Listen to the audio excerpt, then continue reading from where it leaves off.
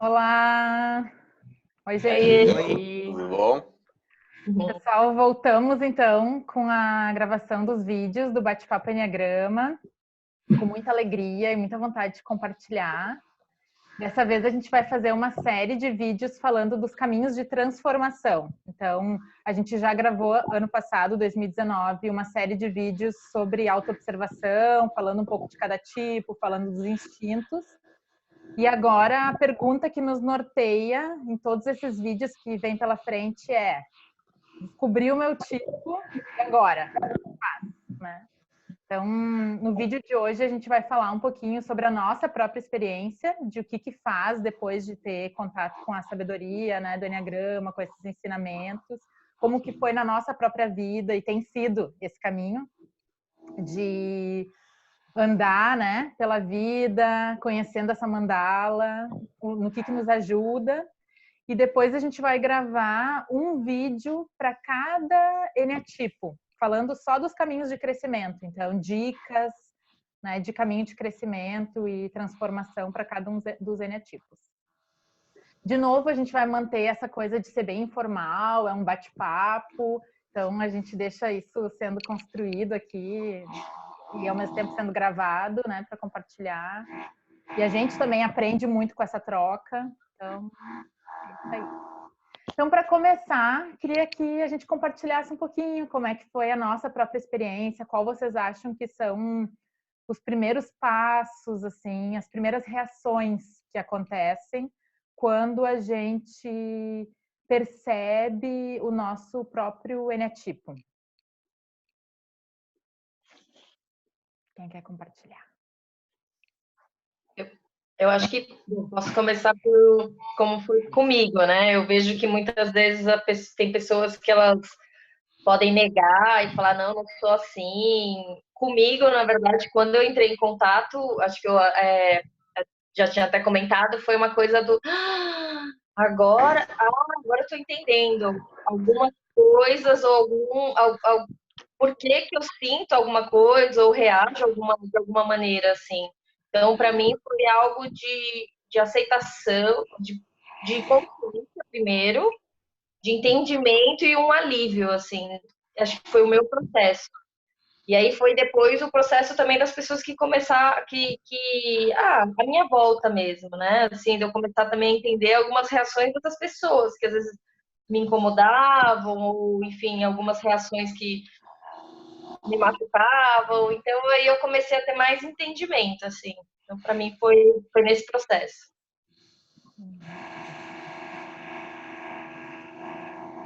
Quem mais? Vamos quietinho hoje, né, meu?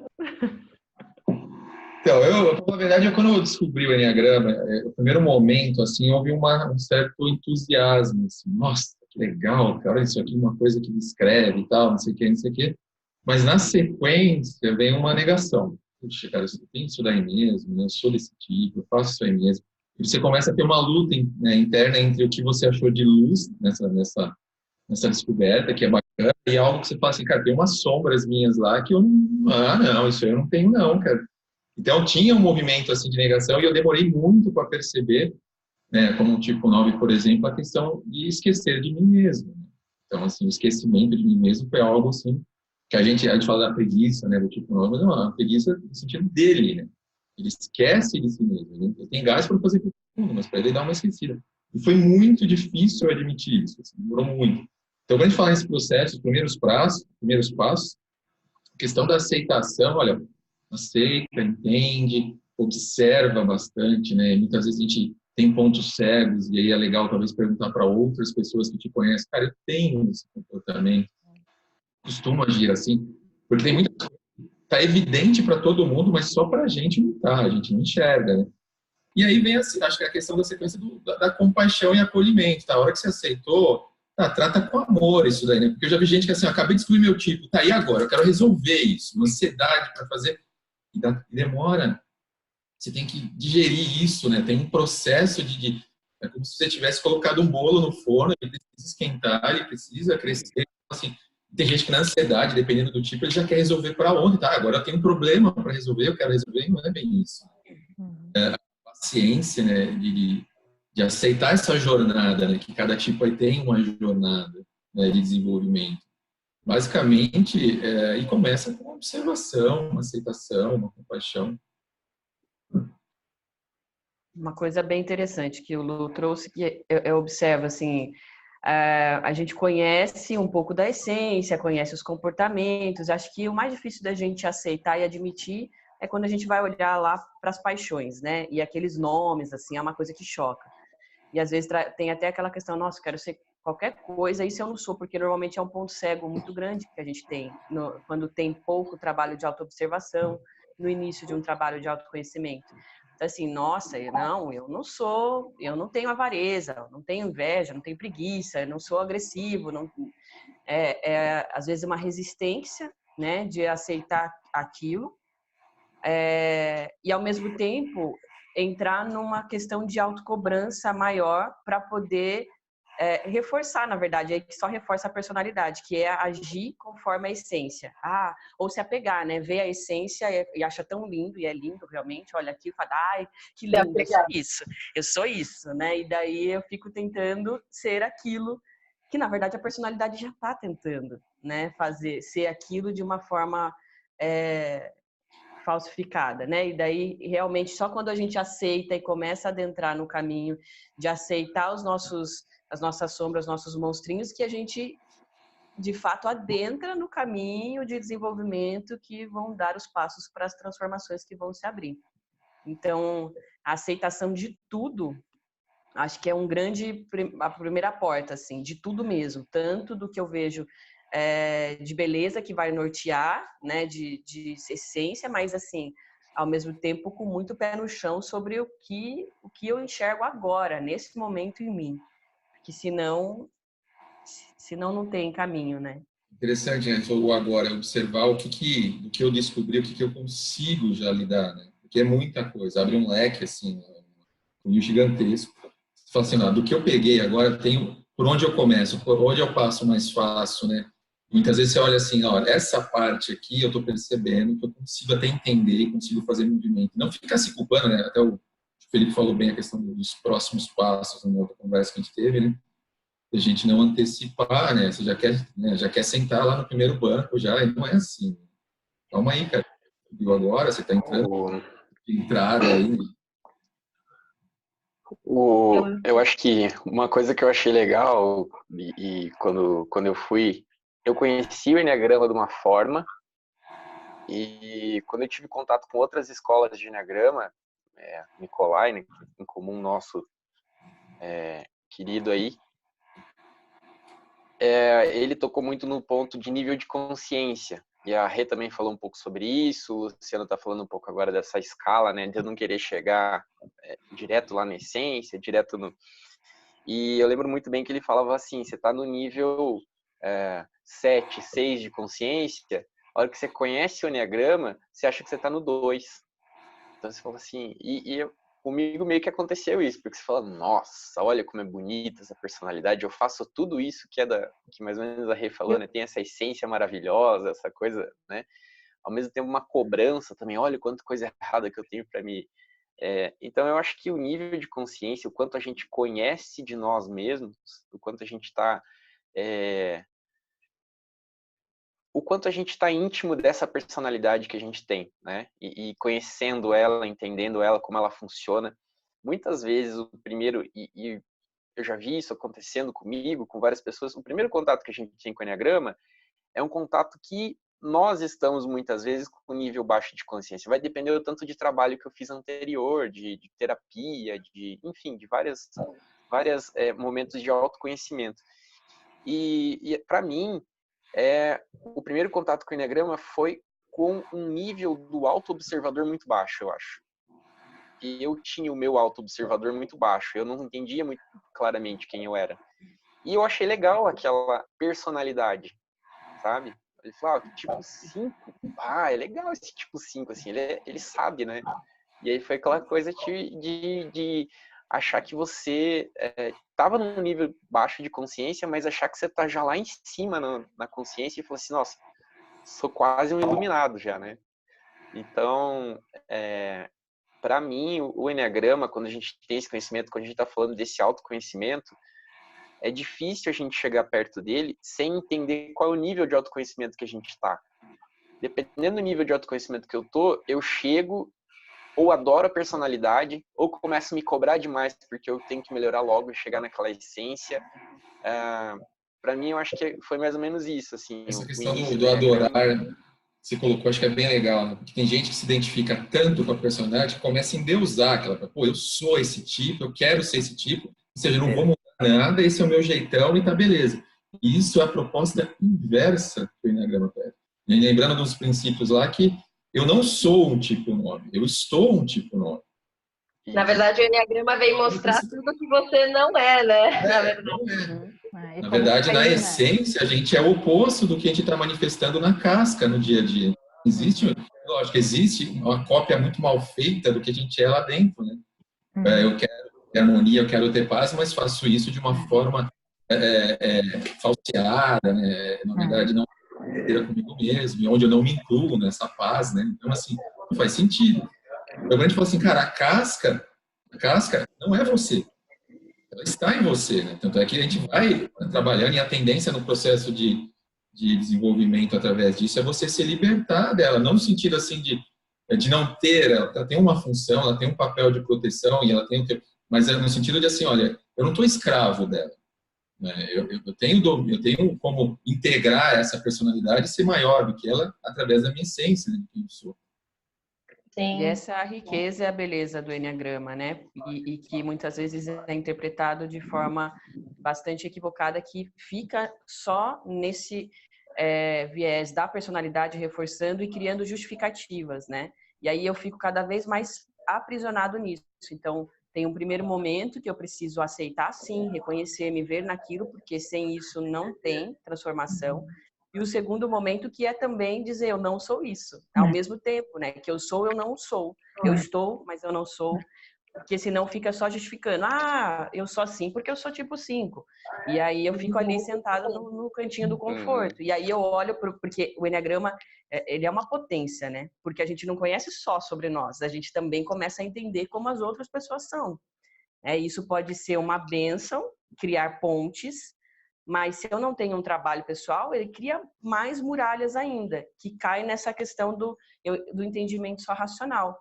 Então eu funciono, eu estou fazendo isso porque eu sou um 5, e você está fazendo isso porque você é um 8, porque você é 9, 9 funciona assim mesmo, tá vendo? Olha o seu 2 aí agindo.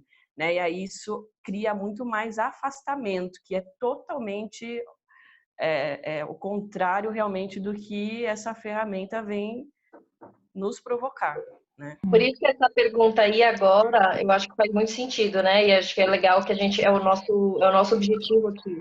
Porque muitas vezes as pessoas ficam procurando em livros ou vão fazer um curso e param aí e podem cair nesse estereótipo todo. Só que todo esse trabalho de desenvolvimento mesmo, pessoal, de processos aí para sustentar tudo isso, até da autocompaixão, de entendimento, é aí que vai gerando essa transformação para entender, que é o que a gente estava até comentando, né? O Enneagrama como um mapa muito certeiro para a gente chegar, é lá que eu preciso chegar, então eu estou entendendo aí qual é a minha paixão, qual é o meu vício emocional, qual é o meu instinto aí dominante que está me segurando, que está me possibilitando, mas também eu tenho que entender acho que o Lúcio tinha falado, qual é o meu histórico de vida, ou qual é o meu momento hoje, né? Que aí é encaixar isso dentro do meu momento. E aí a gente vai olhar para nossa história pessoal e trabalhar muitas vezes conciliando outras terapias, outras formas, que a gente vai aprofundar depois, porque isso vai potencializando e sustentando mais ainda, né, esse processo. E é curioso porque quando a gente olha para o nosso momento atual, a gente vai ver que o que está empacando e dificultando um próximo passo, geralmente também a gente encontra na própria questão da nossa personalidade, porque está sempre tudo envolvido, né? Tudo tem relação com os nossos medos, com as nossas questões de personalidade, né? Então, É bem interessante isso mesmo, assim, entender que eu acho que assim que muito claro de entender que o Enneagrama ele não vai fazer nenhum trabalho para nós, né? Então, o Enneagrama não vai lá arrumar a casa, o Enneagrama não vai resolver a nossa vida, conversar né, com quem precisa ser conversado, com quem precisa ser dito, né? Então, Eu acho legal, Monique. Ensinamento valiosíssimo, assim, né? Antes eu e o Lu estávamos conversando antes de começar a gravar. A gente falou assim, bom, eu acho que conhecendo o mapa ou não conhecendo o mapa, não tem escapatória. A gente vai lidar com as questões da nossa personalidade durante essa vida, né?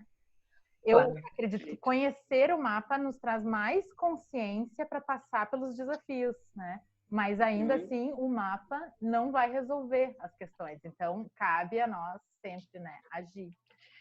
E na minha situação, só colocando uma coisa que eu gosto a Beatriz Chestnut, né? Não sei como é que pronuncia, ela fala em 3 momentos, assim, ela fala de um momento de autoobservação, autoquestionamento e autodesenvolvimento. Então, como a Rê falou antes, fundamental entender, primeiro tem que identificar onde é que eu tô presa, né? E depois abrir esse espaço de reflexão do porquê que eu faço isso que eu faço, e depois vem esses caminhos de como é que eu saio desse lugar, né? Eu vou trazer uma questão, assim, bem particular minha, que assim, eu conheci o Enneagrama basicamente, acho que uns 2 anos depois que eu me tornei mãe. Então, assim, a vida, ela vai trazer os desafios pra gente, né? Então, assim, a questão a gente já está em sofrimento. Eu já estava em sofrimento. Então, conhecer o porquê que foi tão difícil para eu me tornar mãe, né? Então, conhecer o Enneagrama no primeiro momento foi assim esse alívio de dizer, entendi, como um tipo 5, toda a dinâmica que tem um 5 realmente tem uma dificuldade de doação para o outro, de, né, ter uma empatia. E num segundo momento fala assim, ok, mas eu não quero essa limitação, né? Eu estou sofrendo por não conseguir me conectar o suficiente com meu filho, com meu marido, então o que eu preciso fazer? E aí caminhar mesmo, né? Então, aí que a gente vai entrar depois trabalhando todos os tipos, né? Com o mapa na mão, né? Dá um certo alívio de entender a partir de uma outra ótica, porque daí a gente sai daquela coisa do que é senso comum, né? Isso já dá um alívio muito grande, né? Que toda mulher tem já instinto materno, né? A gente sai todo esse senso comum para entender de uma forma muito mais específica e particular qual é a minha dinâmica nisso. Aí tem as minhas questões, o meu histórico de vida, né? E aí o que trouxe para acarretar ainda, né, numa dificuldade maior. E aí percorrer o caminho, terapia, é o que é necessário. Eu acho que vale a pena falar, que eu acho que é interessante essa história, eu já até conversei com você algumas vezes sobre isso, e é uma coisa, explicar essa dinâmica da mãe tipo 5, para as pessoas entenderem, porque você está falando da maternidade, enneagrama, mas como é que é essa dinâmica da mãe tipo 5? Mas de repente a gente pode entrar nisso quando a gente for gravar o vídeo do 5. O vídeo? Beleza. Tá bom. Eu imaginei porque, isso. Assim, eu acho que só para ficar claro, às vezes, para quem não... Essa falta de... A gente não quer se doar muitas vezes, né? Não quer se entregar. E na maternidade, na paternidade, é uma coisa bem difícil, né? Entender isso no prisma do Enneagrama, acho que é Mas acho que esse ponto que a Rê trouxe é fundamental, que é a questão... Quando a gente entende o mapa e quando tu te reconhece no teu perfil, tu traz aquilo para as tuas questões, não fica mais essas grandes ideias gerais, né? Esses conceitos de senso comum. O senso comum, ele perde um pouco o valor porque tu te apropria muito de como é que funciona o teu padrão, a tua dinâmica, né? Exatamente. E eu vejo que quando as pessoas entram em contato, assim, para mim foi isso, quando eu entendi esse mapa, é uma mudança de paradigma. É completamente outra coisa. Às vezes, assim, quando a gente quer fazer uma mudança na vida, às vezes a gente vai mudar um comportamento, né? Vou mudar uma atitude. E sim, gera pequenos efeitos, eu vejo assim, alguns efeitos. Mas o Enneagrama é uma mudança de lente, é uma forma diferente de enxergar o mundo. E é bonito de a gente acompanhar quando uma pessoa está se descobrindo no mapa, porque justamente, né, elas trazem assim, meu Deus, eu estou enxergando a vida de uma forma diferente agora, eu estou me enxergando de uma forma diferente, né? E aí a chance de transformação é muito maior. Eu acho que a gente pode... ajuda assim a sustentar, né? Porque o sistema vai puxar a pessoa para a antiga forma, o antigo comportamento, a maneira que ela sempre agiu. E ela ter consciência que tá tudo bem, que é esse o caminho, né? Quando eu comecei a falar mais não, ou às vezes um pouco mais grossa, as pessoas começando, ai, quem é você? Ai, cadê aquela mata boazinha? E me gerava mais raiva ainda esse processo, e às vezes fazia querer voltar, e aí não, também eu preciso sustentar. Ajuda também a gente a entender que tá tudo bem, né? Esse é o caminho, é uma jornada que sim, gera desconforto às vezes, mas que isso vai gerando transformação e vai gerando, e à medida que a gente vai se trabalhando, a gente vai sustentando mais esse desconforto, e assim vai indo, né? É um processo. E depois vai ficando mais leve. Foi até uma coisa que eu comentei antes, que a gente estava falando, né? E o Luciano também já comentou um pouco. É aquela situação do teu nível, da tua capacidade de entendimento, né? Então, o nível de desenvolvimento proximal. Eu não consigo entender uma coisa que está lá no final da montanha. Então, eu não consigo subir a montanha pulando. Eu vou ter que ir até o primeiro acampamento. E às vezes, o sofrimento de eu querer subir a montanha de uma vez, o Enneagrama ele pode trazer um pouquinho disso, que é eu querer já chegar na minha essência de uma vez. Então, passo a passo, né? Aí acho que uma palavra que tem se falado muito é compaixão, amorosidade, autoaceitação. Então, entender que esse despertar que dá, às vezes ele vai ser muito forte, você vai querer subir muito rápido, e não dá, é passo a passo. Então, foca naquela prática que você percebeu, ou naquele momento que você percebeu, aquela situação, aquele teu hábito, aquele teu comportamento que mais estão impactando na tua vida, né? E principalmente o legal do Enneagrama é que às vezes ele mostra de início, pelo menos para mim foi interessante, hábitos seus que você acredita que estão sendo benéficos para você, né? E você reforça eles por causa que a personalidade quer que você faça isso, mas na verdade esses hábitos eles estão te prejudicando em algumas coisas, né? Então, às vezes a gente quer resolver tudo de uma vez quando conhece Enneagrama. Então não, vai com calma, vai com amor, vai tranquilo, dá o primeiro passo, vê qual que é a primeira situação, né? E aí o processo vai acontecendo aos poucos, né? Com intensidade, mas aos poucos. E como dica, eu acho assim para as pessoas é focar o que a maioria, né, dos ensinos aqui indicam, é focar na virtude, né? Focar, se fosse eu pelo menos diria assim, se for para trabalhar tudo que o Enneagrama abre, assim, começar a trabalhar com flechas, que depois a gente vai entrar em cada um dos tipos, falando um pouco das flechas, mas também identificar principalmente a paixão do ego, que é esse vício emocional, e como é que eu trago mais a virtude para minha vida, né? Então, é como se fosse martelar o contrário, sabe? A gente já está atuando naquela paixão, né? Está atuando naquele vício emocional. Quando eu realmente reconheço, percebo, acolho com amor e percebo que isso existe em mim, é como é que eu começo aos poucos e trabalhando, trazendo mais a virtude, né, para a vida. Eu acredito que também isso muito é muito importante, e também ficar atento, né, a esse vício mental mesmo, assim, qual é a crença limitante que eu tenho sobre a realidade que está tampando outras formas, outras realidades, outras formas de enxergar o mundo. Então eu enxergo só isso aqui, sendo que tem outras possibilidades. E aí eu começo também se eu focar nisso, na paixão, nesse vício, nessa crença limitante, e também, né, na que a gente falou dos instintos, a gente foca e a gente também vai mais direto e não fica perdido e rodando. E aí a gente vê as virtudes, né? E as flechas vêm como um caminho ali de atenção, qual é o ponto que eu tenho que, para onde eu vou acessar. Vale lembrar que dá pra gente o processo, a gente estava falando da jornada, né? E muitas vezes as pessoas acham, agora eu tenho um mapa, a jornada vai ser tranquila, vai ser bacana, vai ser suave. Não, né? Na verdade, assim, nós vamos enfrentar medos, nós vamos enfrentar dores, nós vamos enfrentar abandono, enfim, todas as dores que a gente criou, né, com a personalidade para proteger, a gente vai ter, aos poucos, tendo que enfrentar isso. Então, é comum que o processo seja um processo muito doloroso, um processo muito desconfortável, no sentido de autodesenvolvimento. É aquela história de você romper mesmo com as cascas, né? E tem a questão também da gente tentar, muitas vezes, com essa abordagem, pular etapas, né? Que é o que ele estava falando, você vai pular etapas.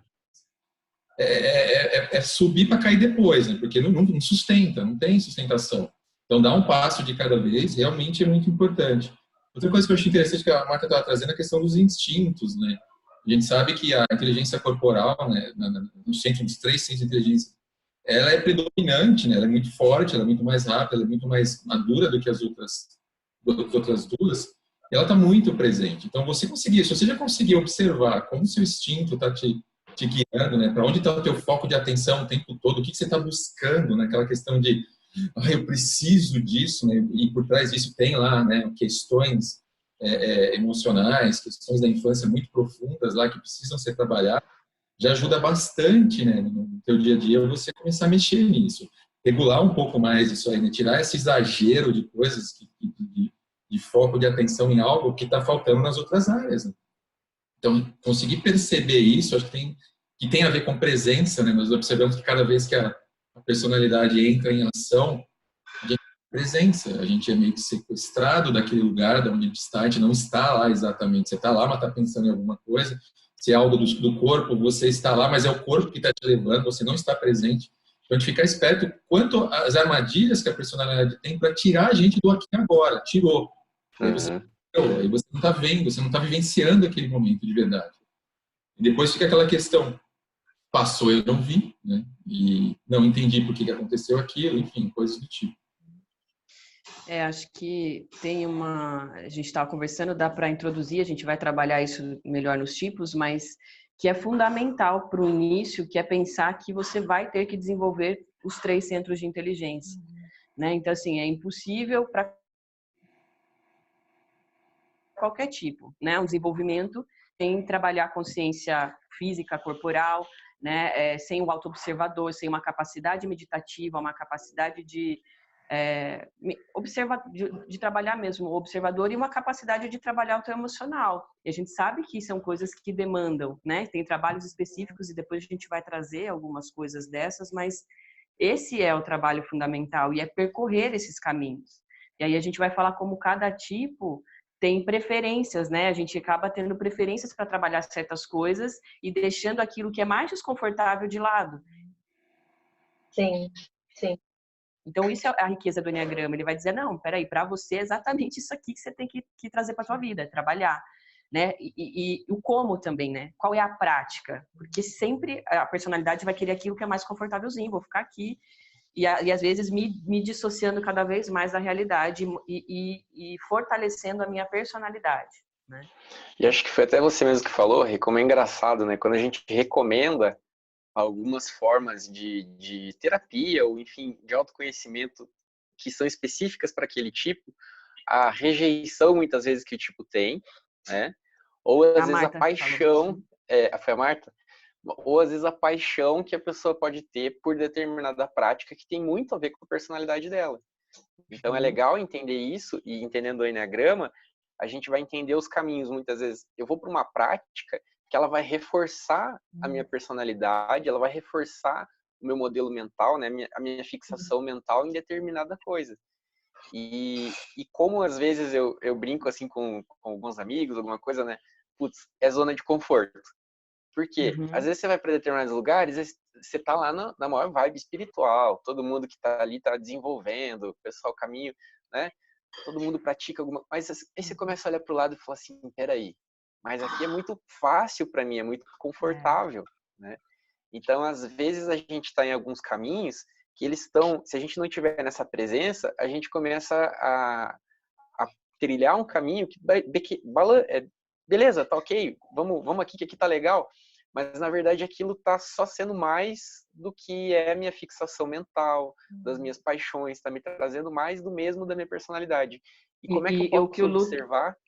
O instinto também, né, Fê? Isso é importante, que o instinto ele é muito nutrido pelas escolhas que a gente faz. E às vezes a gente está lá, às vezes, achando que está trabalhando uma questão e você está ali fazendo uma coisa que parece que, mesmo que seja espiritualmente, que seja uma coisa elevada, mas na verdade você está ali nutrindo o seu instinto a rodo sem nem perceber.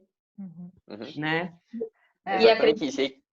nessa autodescoberta do Enneagrama, como a gente vai perceber isso, né? Então, às vezes eu tô fazendo um caminho que eu falo, nossa, esse aqui é o caminho. Aí, de repente, você olha e fala assim, opa, tá na zona de conforto. É só mais do que eu quero realmente, né? E não adianta, o caminho de desenvolvimento pessoal, né, de retorno para essa essência tem a ver com empenho, né? Tem a ver com esforço, tem a ver com sair da zona de conforto.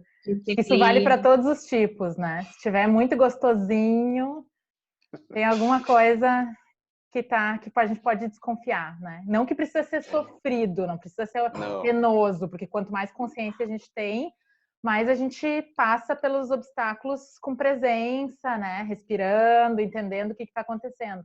Mas exige sim empenho, né? E o Enneagrama traz autonomia pra gente, né? Entendendo o mapa, tu te torna dono do teu caminho, assim, tu tem mais chance, pelo menos, de ser teu próprio guia, né? Gente, está acabando. Menos de um minuto já foi. Hã? Ah, tá.